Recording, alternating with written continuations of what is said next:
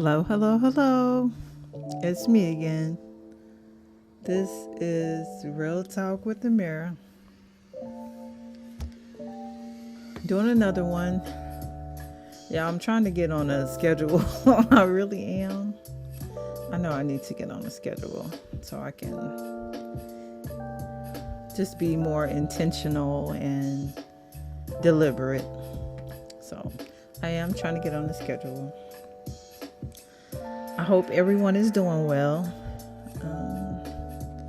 Always hope everybody's doing well. I hope everybody is looking at their lives, seeing what, just observe your life sometimes. Observe what you say, what you do, who you're with, who you allow into your life. Just check yourself out. Check yourself before you wreck yourself. And that is very real. Check yourself before you wreck yourself. Life is a lot of what you make it, what you do, who you're with, who you allow into your life. A lot of it is up to you. It really is. But like I said, hope everybody's doing well. Today's topic is, why do we go back? Why do we go back to bad relationships? I might have done this before, a topic kind of on this. Probably so, but it needs to be said again. People continue to go back to things that hurt them, to people that disrespect them, to people that you already know they have no good intentions for you. At some point, you may not know that at first, but at some point, you know that. But you keep going back for more, and you keep getting hurt, and you keep posting it on Facebook and Instagram and Twitter and I don't know what, Black Twitter, whatever.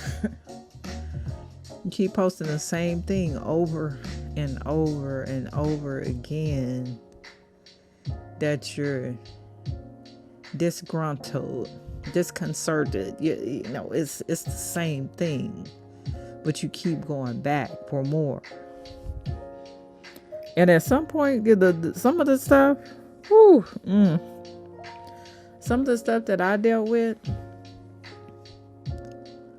there is no way after you find out so much, after you've been hurt so much, there's no way that you could go back to that. You should ever go back to that. It makes no sense. You know, and there's so many things going on in the world today. Just so many things that I see and hear. But this is, why do we go back? You know, even in my own family, when I was younger, I seen a family member keep going back to the domestic violence. You know, the black eyes, the bruises. Why would you go back to that? And back then, you know, I had no clue. I didn't understand it as a child. It was just like, no, somebody hit me, I'm not going back. But when you get your emotions involved, and your emotions can be very powerful, very misleading, very misleading. Your heart, you know, I think there's a verse. What does it say? The heart is deceitful. Hold up. The heart, Jeremiah 17:9. The heart is deceitful above all things and desperately sick. Who can understand it? The heart is deceitful above all things and beyond cure. Who can understand it? Explanation and commentary. The heart of a person can be corrupt, or it can be good and helpful, depending on what has been put into it and whether it is being led by the truth. Ooh, that's good. That's a poster.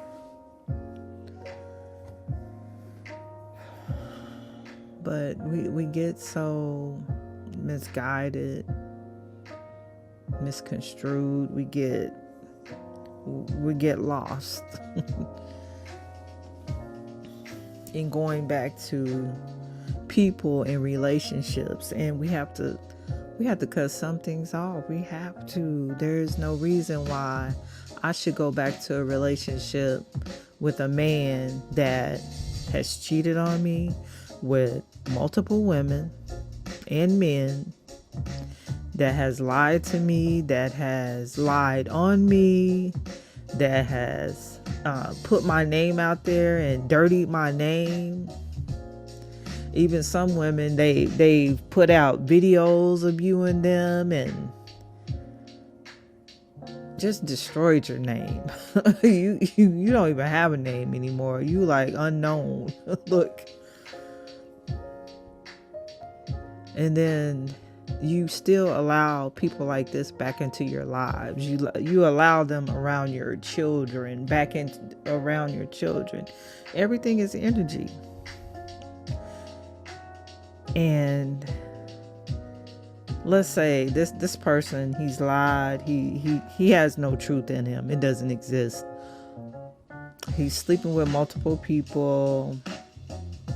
He's getting married to this person, that person, engaged, and all of this. But you want to allow this person back around your children to put that energy directly onto your children. No, that's not a good look. That's not going to go anywhere. And it's corrupt. It's just corrupt. That's what the word just said. The heart of a person can be corrupt. That is a corrupt person. You can't allow people like that back into your life. And why do we go back? That's the question. I think some of us are, even me, I've been delusional. Oh, I'm going to give this person another chance. Oh, they said this, but you only get a couple chances with me.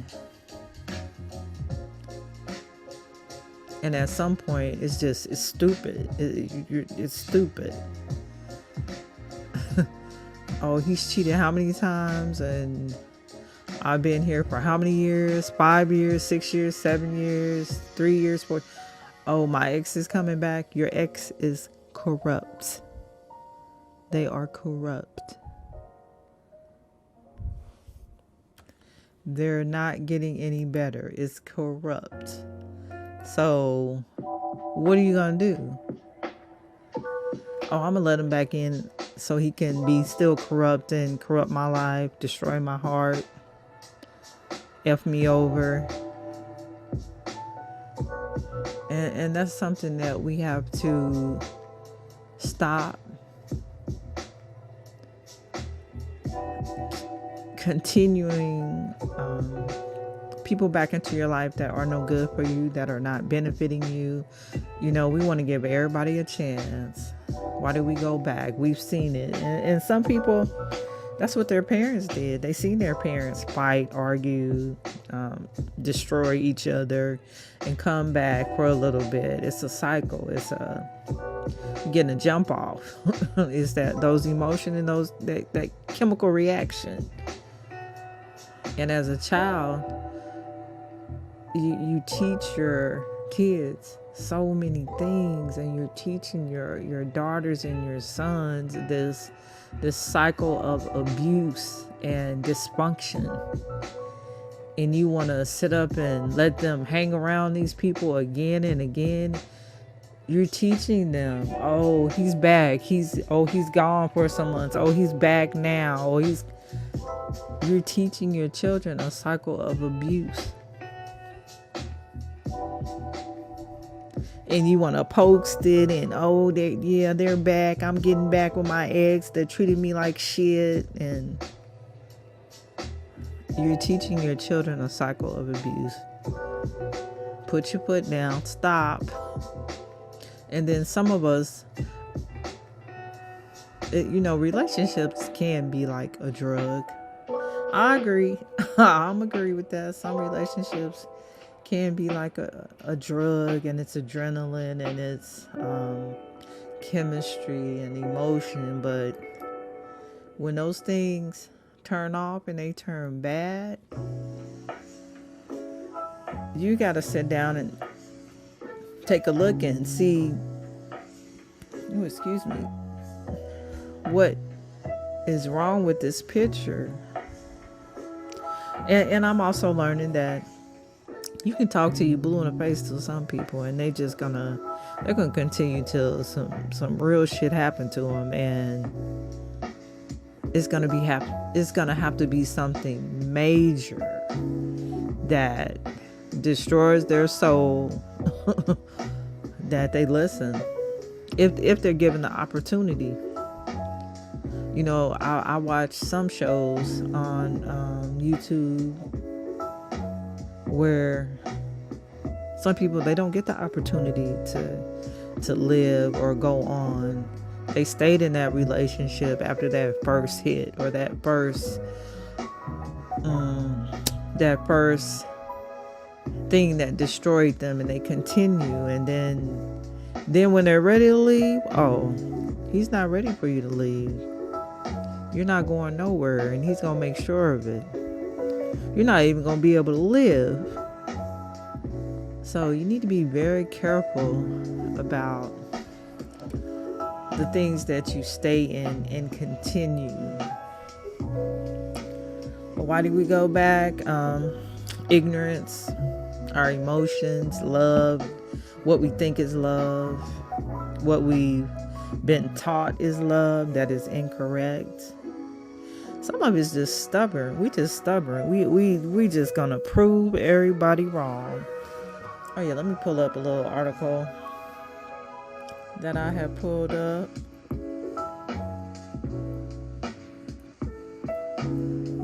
What is the title?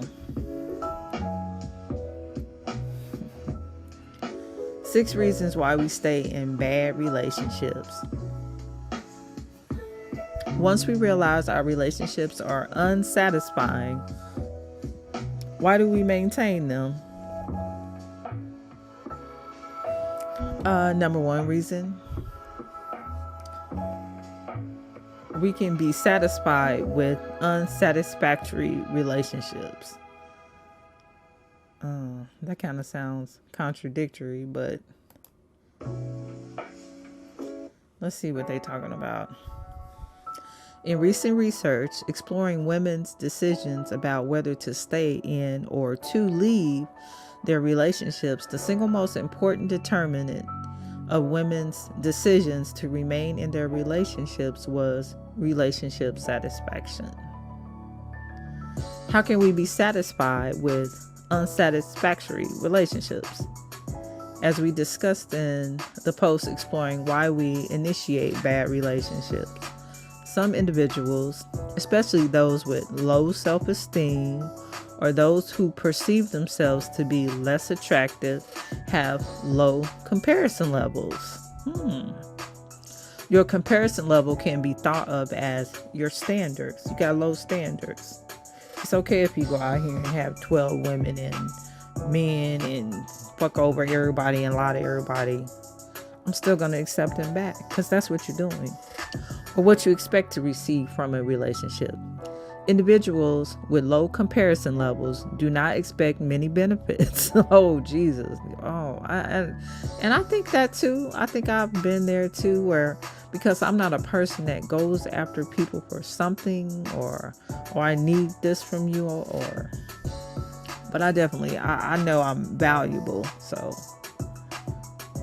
but I think I can see that where I'm not expecting them from nobody, but that's just how I am, because I already have a lot from their, okay, expect many benefits from their relationships, but they do expect many difficulties. Now, I'm not expecting that shit. No. If it's too difficult, then it's not right. That's something where I don't need to be. If it's too many skeletons in the closet and broken windows and flattened tires and all kind of shit like that and busted out windows, people calling me, no, that's too many difficulties.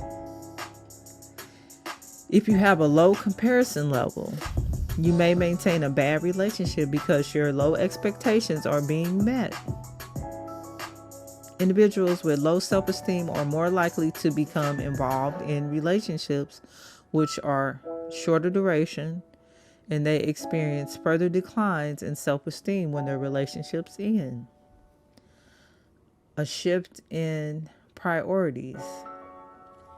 Common mechanisms which help to maintain our relationships are partner enhancement, positive illusions. Both terms refer to the fact that we tend to see our romantic partners positively, sometimes unrealistically. So in both gay and lesbian, as well as heterosexual couples, those who view their partners more positively also report more relationship satisfaction. How can we see our partners positively when we are in undesirable relationships? Research shows that we value the positive characteristics which our partners display more so than other characteristics. So we're going to amp up the good shit and just sweep the bad shit up under the rug, sounds like. For example, if your partner is generous but not thoughtful, you might come to value generosity more than thoughtfulness over the course of your relationship. When our partners reveal negative characteristics, we may downgrade the importance of those characteristics and upgrade the importance of positive traits. Oh, the sex is good, but he cheated on me and lied to me and treat me like shit, but the sex is good. Look, that's what a lot of people are only concentrating on. The sex is good. Oh, he kissed me and talked good and sweet to me a little bit here and there and at night, but he treat me like shit in the daytime. You can't do that. Low quality alternatives.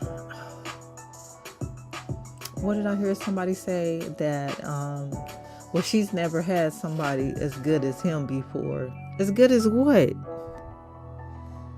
He has nice clothes, some nice shoes, but he treats you like shit.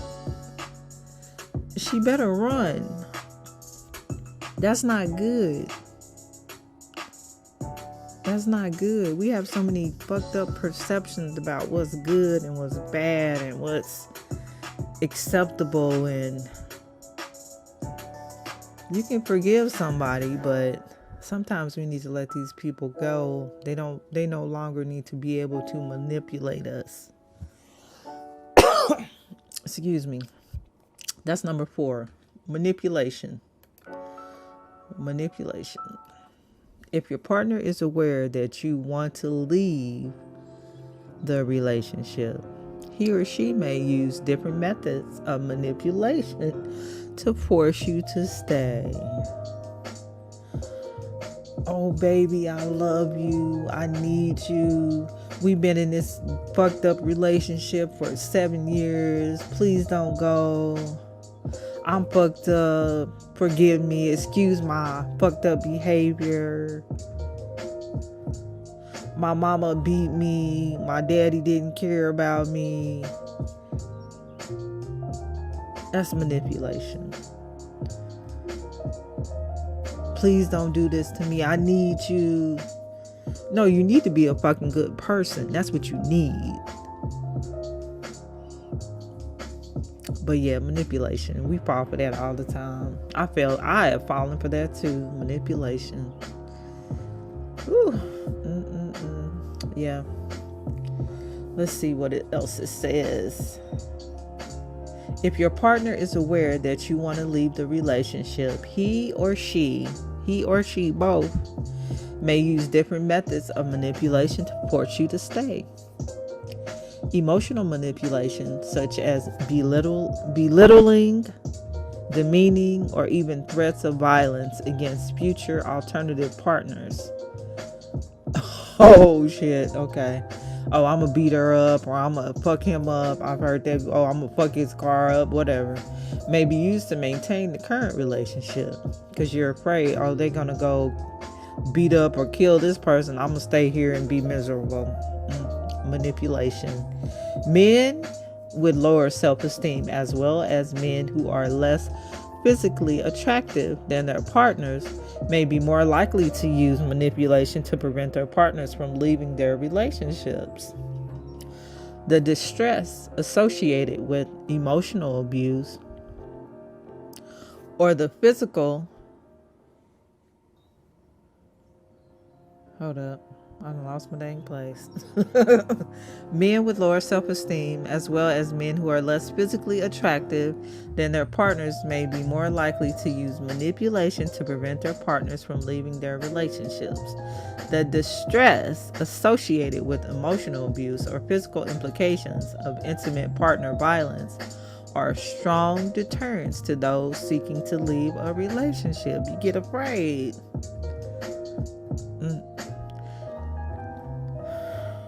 Edwards et al. Suggests that women who are psychologically distressed may not feel like they have the ability to leave their partners. I've watched a lot of those shows where don't tell him you're gonna leave. Don't say you're gonna leave. You better decide. And if you know he's capable of killing you or hurting you or your children, be prepared to hide and change your names, do what you got to do, and definitely protect yourself. Have a defensive weapon where if he's coming and he's coming for you, you're ready to protect your children and you. Investment. I think I've said that before, where you feel like you've invested all this time, this 7, 8, 10, 9 years, and you gotta stay because you want to get that return on investment, but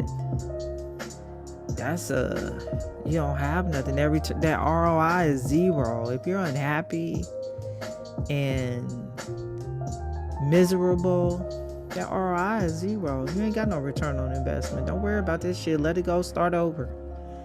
Reset your clock. Because you missed out on those years, but start some new years. One other major obstacles to leaving a bad relationship include our shared investments with our partners. A lot of time in a relationship or sharing investments such as a home or children makes couples more likely to stay together. According to Rego et al. 2016, when we have already invested a lot of time, effort, or resources in a relationship, many of us continue that investment even when it may not be best for us. Oh man, I see that so much. We are biased toward continuing unhappy relationships once we have invested in them.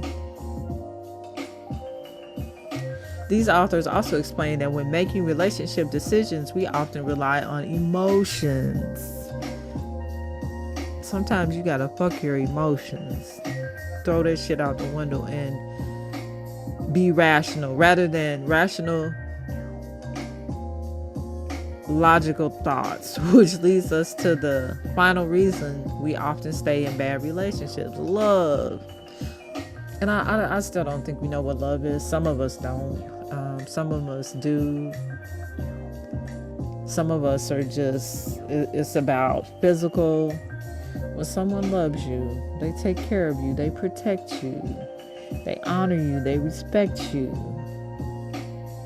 they help you, they support you, they do things for you. They're not lying to you, cheating on you, throwing you up under the bus, sleeping with 12 other people, men, women, they're not out for themselves. That's not love. That is not love. It never will be love. Never. What you can do to help. If you are in a bad relationship, which some of you are, some of you continue to dip back in that bad relationship. You continue to let these people into your lives that have destroyed you and hurt you and made you feel like shit, like you didn't want to live, or why is this happening to me? But you go back. Come on back, buddy. Come on back, little buddy. Come on back in.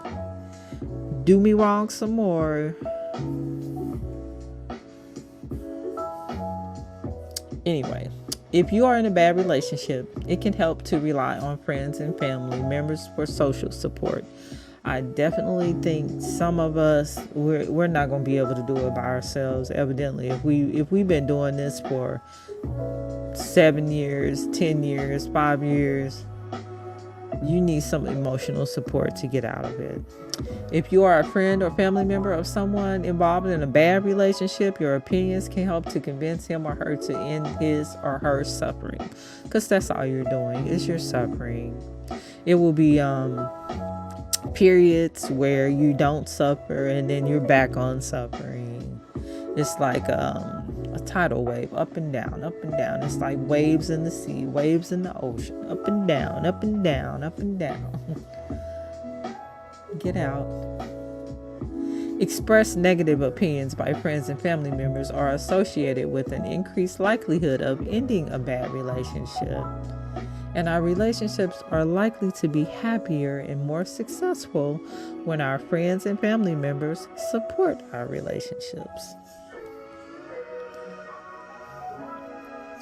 But that was just a little talk I felt like doing today. You know, I don't know. I had a dream probably about a month ago. And I know some people know the situation I was in. And I had a dream about, now I haven't talked to this person or really seen, or I was trying to just focus on what I was supposed to be focused on, not dealing with, not looking at, not just being focused on me. And I had a dream about one of the 12 tribes of Benjamin people in that relationship escapade circus. And in the dream, I was talking to this person, and this person has supposedly has gotten married to another woman. And in this dream, we were friendly. I could tell that we were somewhat friendly, and I was speaking with her, and whatever she was telling me, I was like, well, or she was about to touch me, and I was like, don't touch me, because I don't want that person's energy even come close to me. And I didn't want her to touch me. Even though we were friendly, we were kind of speaking to each other. I don't know why. I mean, we were like close. Like, she was sitting right in front of me. I was like, no, don't touch me, because I don't even want that person's energy to even come close to me. And of course, I woke up. And then I'm like, damn, what the hell am I dreaming about this shit for? Because that's not even on my mind. And I didn't really understand the dream, at that point when I had it. And I still really don't, because I really don't care. But maybe it was just giving me information or telling me something. Like I said, your dreams are important, because I had many dreams that I kind of ignored. And later on that day, it came to me that person is still dealing with him, even though she's married to another woman and supposed to probably, I'm assuming, be done with this person, the narcissist, that she's supposed to be done with that. She's still dealing with him. And I had a dream about that. I still don't know what that means to me, except that the same shit is going on. I don't know. But I did have a dream, and that was my dream. And that's the thing that came to me, is that she's still dealing with that person, and she's supposed to be married, and the circus goes on. And other people are still dealing with this person, and the circus goes on. But I don't know why I had that dream, but I did get that explanation later on. Whew. And it's all bad. Nothing's good gonna come from someone who is like that. Bad relationships. But I did have this inclination earlier to talk about, why do we stay? I think we stay for, hopefulness. You can't hope. You have to know. When you're in a relationship, you can't hope. You have to know. We need to get to know people. I keep saying that. Stop. We got to get to know people before you start relationships, before you have children, before you get married. Get to know people. I think we don't want everybody to think that we're failures.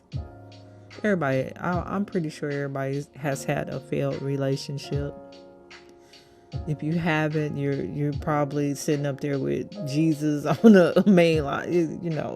Everybody's had a bad relationship or a failed relationship. Not necessarily bad. But I think we're hopeful. We don't want to fail. I think sometimes we're desperate. We're lonely. But there are so many people in the world. You deserve a good relationship. You deserve a good person, a good woman, a good man. You deserve to be treated well. You deserve to be taken care of, to be honored, supported, encouraged. You deserve true love. And that's not just someone loving what you can do or what you have or how you look. They love your heart. They love you as a person. They enjoy spending time with you. All this bullshit out here in these relationships that I say, oh no, these stars and oh my goodness. The world is not looking all that great lately, but I know there are good people out there. I know there are good relationships. But you definitely have to be careful. Definitely have to be careful. And stop going back to something that doesn't make you feel good, someone that's hurting or harming you or putting you in danger. Putting your health in danger, HIV, AIDS, STDs, sexually transmitted diseases, in danger of people wanting to harm you. Sometimes these relationships, you got people out here wanting to kill you over this sorry ass man or this sorry ass woman. So you really have to start being careful and being considerate of yourself, your emotions, your health, your family, your children. Stop going back. Even if you have to be by yourself, some of us don't want to be by ourselves. That's another reason why we stay in bad relationships. We want to not be alone. We want to just continue the bad movie. Don't stop. It's okay. It's okay to be alone. You're not going to die. You have time to work on yourself, figure out a better way to act, a better way to operate in a relationship. Appreciate yourself, you know. But definitely stop going back to bad relationships. But that was just a topic I thought of today. I've been seeing a lot of things. Like I said, I've seen some things and just felt inspired to talk about it.